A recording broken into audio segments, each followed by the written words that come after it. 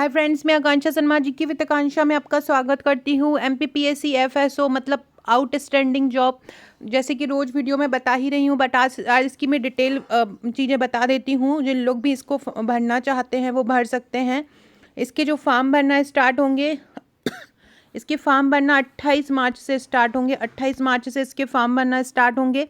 बाकी इसमें क्या सिलेबस है, क्या आयु सीमा दी गई है, क्या योग्यता है, कुल पद, सारी कुछ जानकारी मैं आपको देने वाली हूँ। इसके बैच स्टार्ट करने वाले हैं, वो भी जानकारी मैं आपको देने वाली हूँ। ध्यान से पूरी चीज़ें समझिएगा। पहले कुछ ज़रूरी चीज़ों को मैंने लिख दिया है जिससे इजीली समझ में आ जाए। सबसे पहले ग्रेड 3 की जॉब है। ये बहुत शानदार जॉब है जो आपको एमपीपीएससी के थ्रू मिलती है। जो आपको प्रीलिम्स क्लियर करके, मेंस क्लियर करके, फिर बाद में आप 100 मार्क्स का इंटरव्यू देंगे, तब आपको जो जॉब मिलती है। यहाँ पे ओनली आपको 1 डे एग्ज़ाम देना है, ना ही व्यापम जैसे कोई नॉर्मलाइजेशन की प्रक्रिया है। 1 डे एग्ज़ाम होगा, ओएमआर सीट पर एग्ज़ाम होगा, आपको 1 डे एग्ज़ाम देना है और मतलब बहुत अच्छी जॉब पे एक अधिकारी बन जाओगे आप। जैसे कि पहले खाद्य जो पुलिस निरीक्षक होते थे, पुलिस इंस्पेक्टर होते थे खाद्य के, वही वो अब बंद कर दिया है और उसकी जगह एफएसओ आ गया है। 17 साल बाद ये वैकेंसी आई है। अगर आप सपना देख रहे हैं कि आपको एक ऑफिसर बनना है, आपका ये ड्रीम है, एमपीपीएससी से कहीं ना कहीं आप उसके रिग्रेट कर रहे हो कि कहीं ना कहीं आप किसी न किसी स्तर पर आप पीछे छूट जाते हो, तो ये बहुत अच्छी जॉब है। क्या कंडीशन है, क्या क्राइटेरिया है, मैं सारा बताती हूँ। देखो, वही पूरा पूरा एमपीपीएससी को फॉलो करता है ये। 40 साल और 40 साल से कम के जो लड़के हैं वो इसमें फॉर्म भर सकते हैं, और लड़कियों की जो उम्र है वो 45 साल है। और लड़कियों के साथ साथ जो एससी एसटी कैटेगरी है उनके लिए भी यही उम्र रहेगी। ठीक है, ये हो गया एज की बात करें डिग्री की। पहले इसमें डिग्री ये बोला था कि एमएससी केमिस्ट्री होना चाहिए, या माइक्रोबायोलॉजी से होना चाहिए, या बायोटेक्नोलॉजी से होना चाहिए। लेकिन अभी जो भी ग्रेजुएशन की डिग्री है, ग्रेजुएशन में एक सब्जेक्ट केमिस्ट्री के रूप में होना चाहिए। जैसे कि आपने पीसीएम मतलब आपने फिजिक्स, केमिस्ट्री, मैथ किया हो, तो केमिस्ट्री जो लास्ट डिग्री आपके हाथ में आई हो, जो बीएससी आपने फॉर्म भरा था, तो आपकी जो डिग्री हाथ में आई हो, तो उस डिग्री में एक केमिस्ट्री एक सब्जेक्ट के रूप में होना चाहिए, तो आप फॉर्म भर सकते हैं। या आपने पीसीजेड मतलब आपने फिजिक्स, केमिस्ट्री और जूलॉजी से किया हो, या आपने बीएससी बायोटेक्नोलॉजी से किया हो, या आपने बीएससी माइक्रोबायोलॉजी से किया हो, जिसमें एक पर्टिकुलर केमिस्ट्री सब्जेक्ट है। माइक्रोबायोलॉजी भी एक सूक्ष्म प्रौद्योगिकी, सूक्ष्म तकनीकी वाला सब्जेक्ट है, तो यहाँ से भी ये ऑलरेडी आप इसके लिए एलिजिबल है। इसके अलावा एमएससी केमिस्ट्री किया हो तो वो तो है ही है। तो अगर ये सब किया हो आपने, बायोलॉजी से हो, मैथमेटिक्स से हो, कंप्यूटर साइंस वाले इसमें नहीं भर सकते। कंप्यूटर साइंस वाले नहीं भर सकते। किसी ने खाद्य प्रौद्योगिकी में किया हो, कृषि प्रौद्योगिकी में किया हो, एग्रीकल्चर से बीएससी किया हो, तो वो इसमें कर सकते हैं। ठीक है, इसके और आगे और अपन और पढ़ लेते हैं।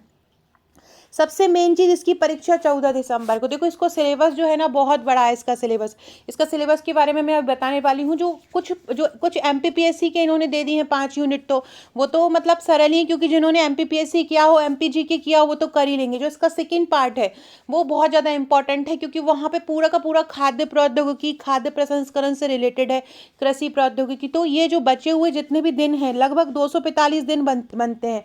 ये 245 दिन आपको लग के मेहनत करनी है तरीके से।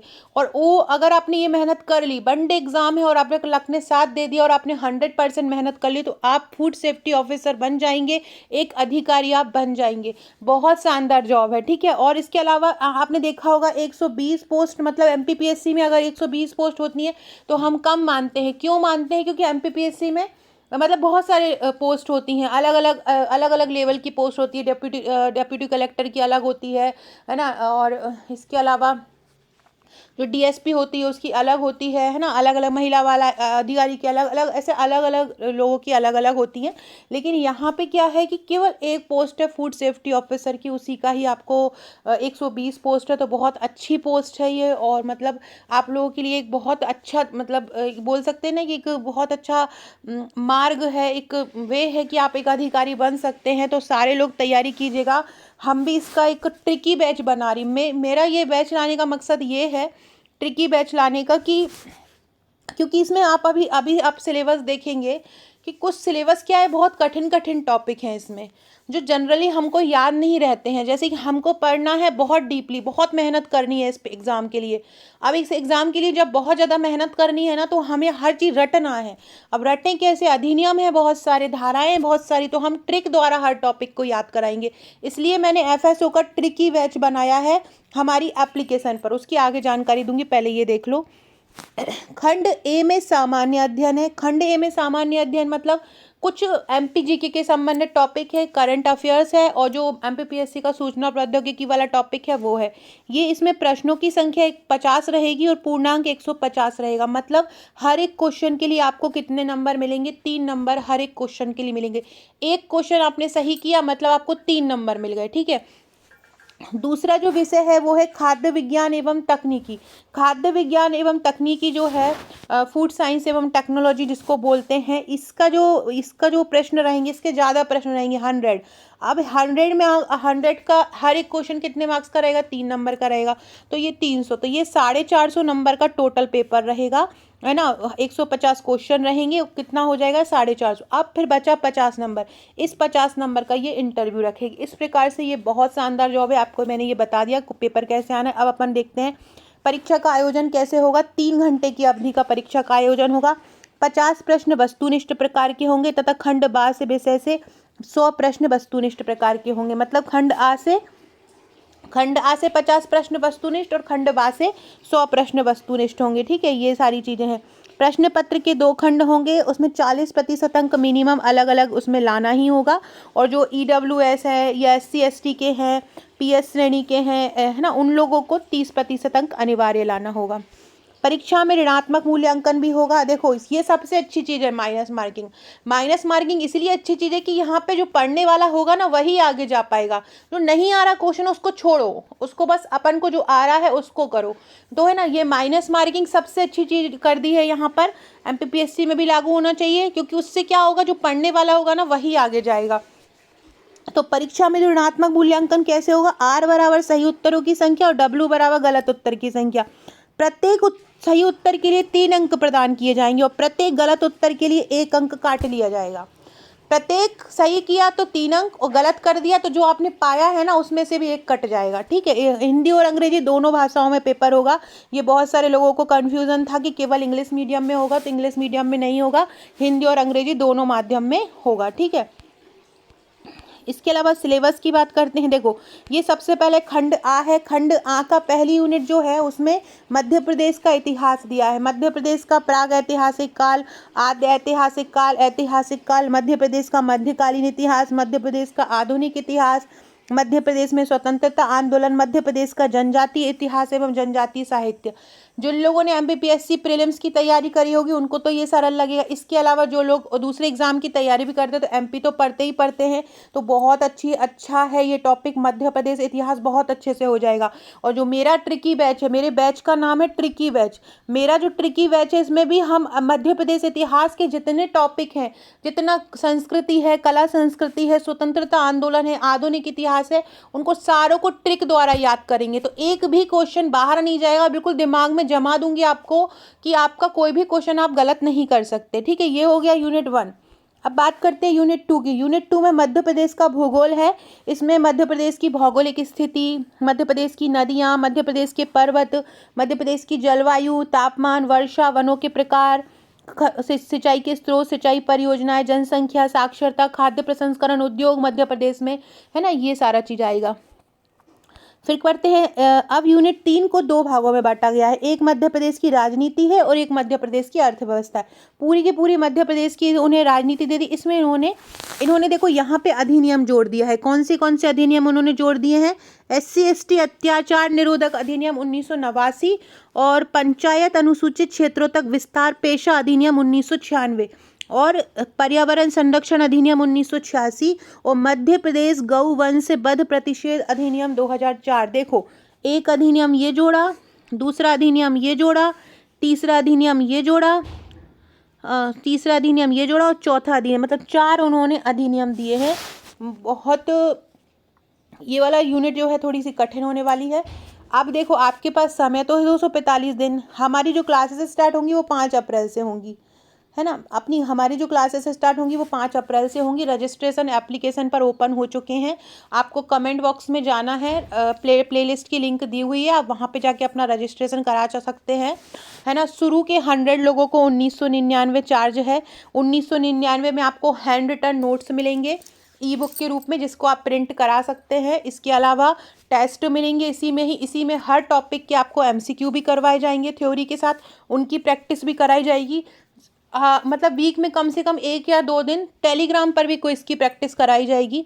एप्लीकेशन पर भी टेस्ट जो सीरीज़ चलाई जाएगी उसमें भी आपको निःशुल्क रहेगा। तो ये सारी चीज़ें रहेंगी और सबसे मेन चीज़ ट्रिक के द्वारा सारे टॉपिक कवर होंगे। ठीक है, अगला देखते हैं। जो इसका दूसरा भाग है मध्य प्रदेश की अर्थव्यवस्था है, जिसमें मध्य प्रदेश की अर्थव्यवस्था, मध्य प्रदेश की कृषि एवं ग्रामीण अवस्था, मध्य प्रदेश की औद्योगिक एवं आधारभूत ढांचा, मध्य प्रदेश में शिक्षा, स्वास्थ्य, कौशल, सतत विकास लक्ष्य, व्यवहार सुगमता, बहुआयामी गरीबी सूचकांक में स्थिति। ये देखो, सतत विकास लक्ष्य आपने अभी पढ़ाई है, आपको गरीबी सूचकांक में मध्य प्रदेश की स्थिति, थोड़ा ये करंट से रिलेटेड आ गया। देखिए फ्रेंड्स, ये है पूरा हमारा MPPSC tricky batch. Tricky batch में सबसे पहले आपको क्या मिलेगा, हस्तलिखित ई बुक नोट्स मिलेंगे। जैसे कि आपको पता ही है कि मेरे हस्तलिखित नोट्स कैसे रहते हैं, जिन्होंने मेरा पहले से भी कभी मेंस के नोट्स देखे हों, तो बहुत सरल तरीके से हम नोट्स आपको प्रोवाइड कराने वाले हैं, हर एक टॉपिक के बहुत ईजी लैंग्वेज में। रिकॉर्डेड ट्रिकी वीडियो रहेगा, लाइव क्लास नहीं रहेगी, रिकॉर्डेड ट्रिकी वीडियो रहेगा। वहाँ पर आपको हर टॉपिक को समझाया जाएगा विथ वीडियो लेक्चर्स में ट्रिक के साथ। संपूर्ण सिलेबस कवर रहेगा, पार्ट ए भी और पार्ट बी भी पूरा 100% कवर करवाया जाएगा। टेस्ट दिए जाएंगे, टॉपिक वाइज एमसीक्यू दिए जाएंगे। फीस आरंभ के 100 लोगों को 1999 है, उसके बाद इसका फीस 4999 कर दिया जाएगा, क्योंकि हम हर एक टॉपिक को बहुत अच्छी भाषा में, बहुत सरल भाषा में ट्रिक के साथ तैयार करने वाले हैं। रजिस्ट्रेशन के लिए क्या करना है, कमेंट बॉक्स में मैं एक प्ले स्टोर जो एप्लीकेशन है उसकी लिंक डाल दूंगी, प्ले स्टोर से आप डाउनलोड कर सकते हो। एप्लीकेशन 2 नाम है मेरे चैनल वो प्ले स्टोर पर, एक जीके विद आकांक्षा के नाम से भी है और जीके विद आकांक्षा शर्मा के नाम से भी। आपको जीके विद आकांक्षा शर्मा वाली करना है, ठीक है, क्योंकि वो पुरानी हो चुकी है, वो गई, अब वो उस काम की नहीं रह गई है। यूनिट 4 में मध्य प्रदेश की जनजातियां हैं, जो एमपीपीएससी में यूनिट 10 थी ना, वही दिया गया है पूरा का पूरा। मध्य प्रदेश की जनजाति का स्वतंत्रता में योगदान, लोक संस्कृति, साहित्य, विशिष्ट कलाएं, ये सारा इसमें दिया गया है। ठीक है। यूनिट 5 में क्या है, करंट अफेयर्स है मध्य प्रदेश का और भारत का, फिर कंप्यूटर सूचना एवं प्रौद्योगिकी है, एआई है, क्लाउड कंप्यूटिंग है, डेटा साइंस, इंटरनेट, ये सारी चीज़ें दी गई हैं। ठीक है, तो ये पूरा इसका रहा सिलेबस, ये पूरा। अब ये बात है इसका खंडवा के सिलेबस की। खंडवा का जो पहला यूनिट 1 है, बुनियादी खाद्य विज्ञान का, मतलब बेसिक जो फूड साइंस है उसका, इसकी पूरी जानकारी आपको याद रखना है। कठिन टॉपिक है ये, जिन्होंने कभी ये पढ़ा नहीं है। हॉर्टिकल्चर वाले, फूड साइंस वाले, ये सारे लोग इसमें मतलब एग्ज़ाम दे सकते हैं। भोजन और उसके संरक्षण का इतिहास, पारंपरिक भोजन और उसका महत्व, खाद्य फोर्टिफिकेशन, खाद्य घटक, कार्बोहाइड्रेट, प्रोटीन, वसा, मेटाबॉलिक मार्ग, पाचन, अवशोषण, कार्बोहाइड्रेट, लिपिड, प्रोटीन, फाइबर, भोजन के भौतिक गुण, अम्ल, क्षार, भाप, रसायन वगैरह, ये सारी चीज़ें। ये सिलेबस मैंने एप्लीकेशन पर डाल दिया है, सिलेबस वाले फोल्डर में जाकर आप पूरा सिलेबस डाउनलोड कर सकते हो।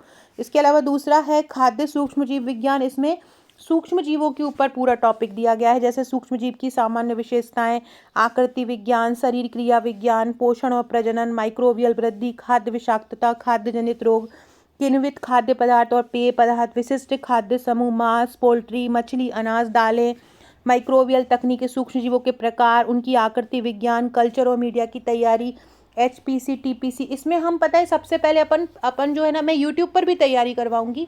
इसमें अपन है ना, सबसे पहले जो प्रीवियस ईयर्स के पेपर है उनको अपन विश्लेषण कर लेंगे, है ना। उनको अगर हम अच्छे से देख लेंगे कि किस प्रकार के क्वेश्चन अलग अलग स्टेट में पूछे गए, क्योंकि अपने मध्य प्रदेश में तो ये 17 साल बाद आ रही है।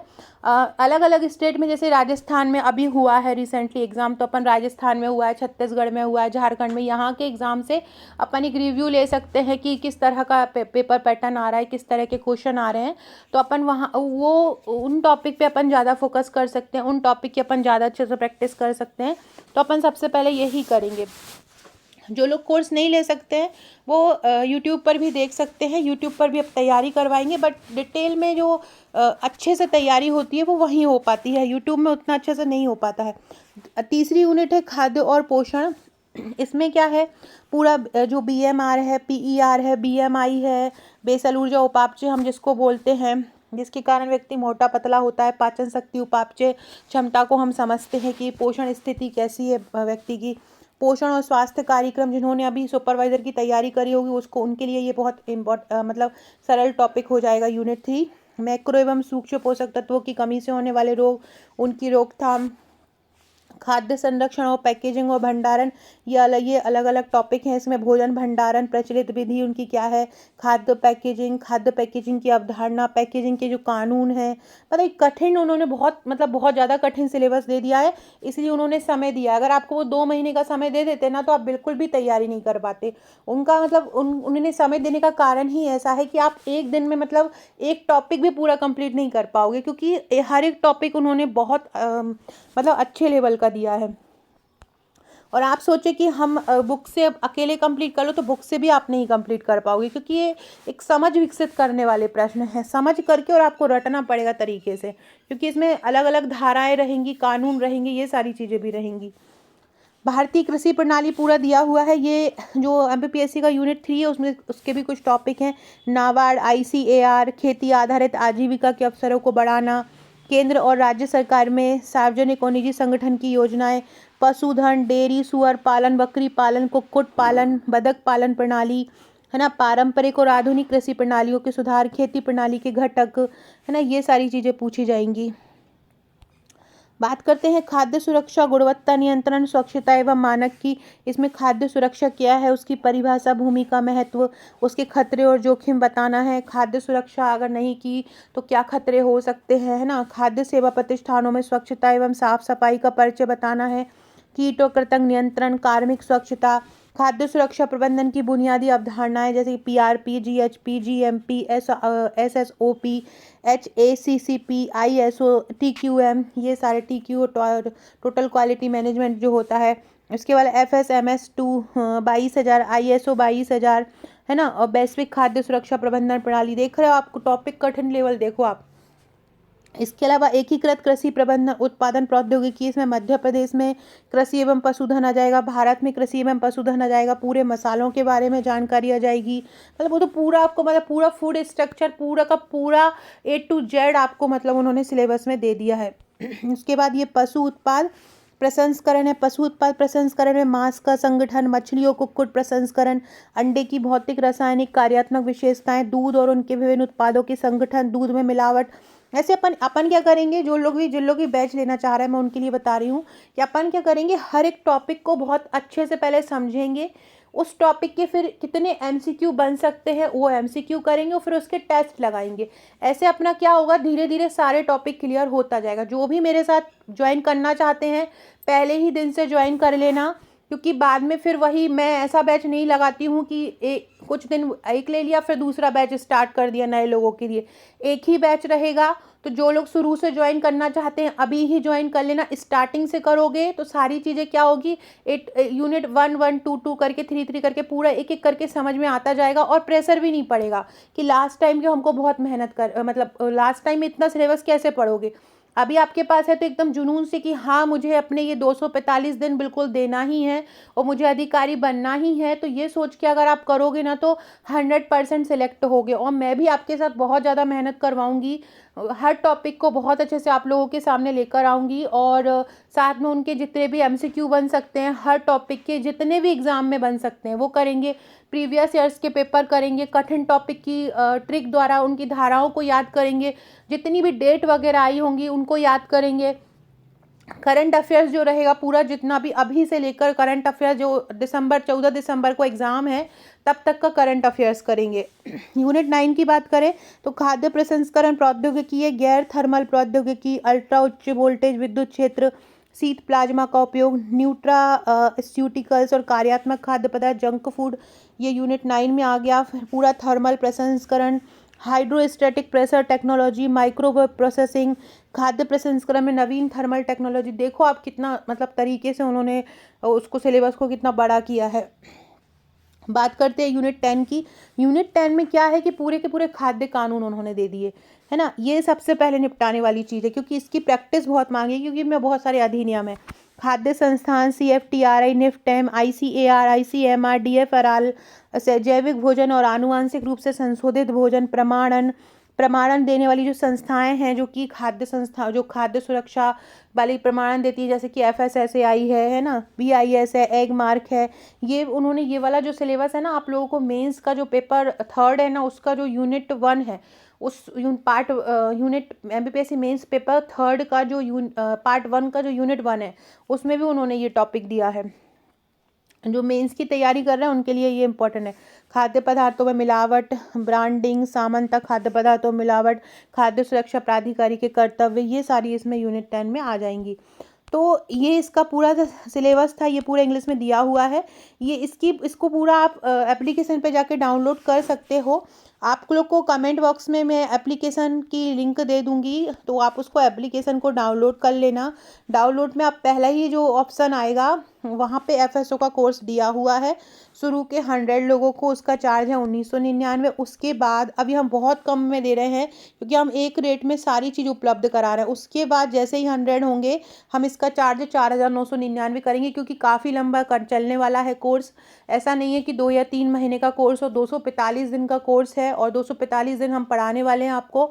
तो जो भी ज्वाइन करना चाहते हैं फटाफट ज्वाइन कर लो। और जो भी कोई समस्या हो, आपको किसी भी चीज़ की समस्या आ रही हो, तो ये मेरा व्हाट्सअप नंबर है। इस नंबर पर व्हाट्सअप करके आप मुझसे पूछ सकते हैं, 6260190944 पर। Okay friends, thank you.